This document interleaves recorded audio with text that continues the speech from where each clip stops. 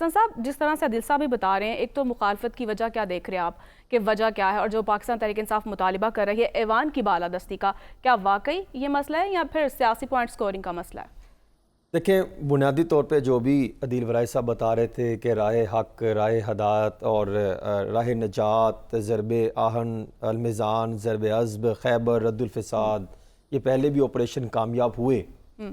تو تلخ حقیقت تو یہ ہے کہ اب بعد حکومتوں نے بعد دہشت گرد تنظیموں کو اپنی پالیسی کی نظر کر ہوئے تبدیلیاں کی.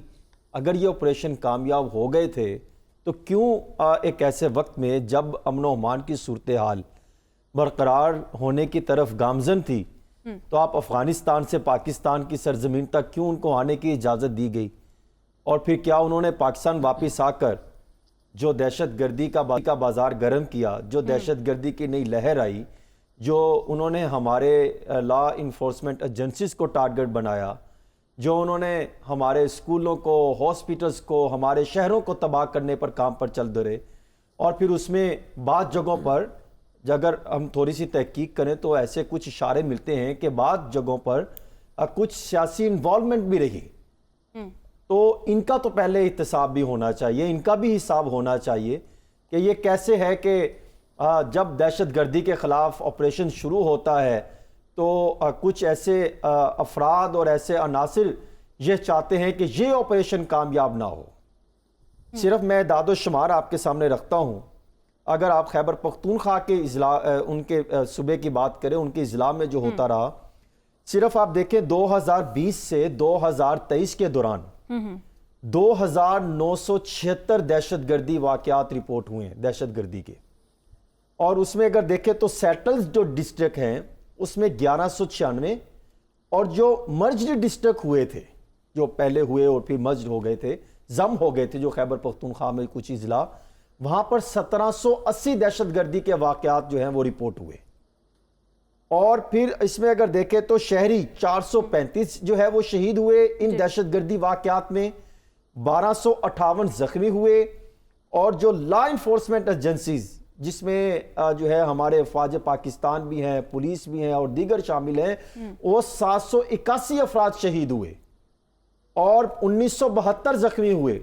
اور اگر آپ 2024 کا جو ہے وہ ریکارڈ دیکھیں، یعنی جو جنوری سے اپریل تک کا اگر آپ ریکارڈ دیکھیں تو 354 جو ہے دہشت گردی کے واقعات رپورٹ ہو چکے ہیں، اور اس میں شہری 50 ہیں. لا انفورسمنٹ ایجنسی کے 105 افراد شہید ہو چکے ہیں اور 340 زخمی ہوئے، 110 شہری زخمی ہوئے.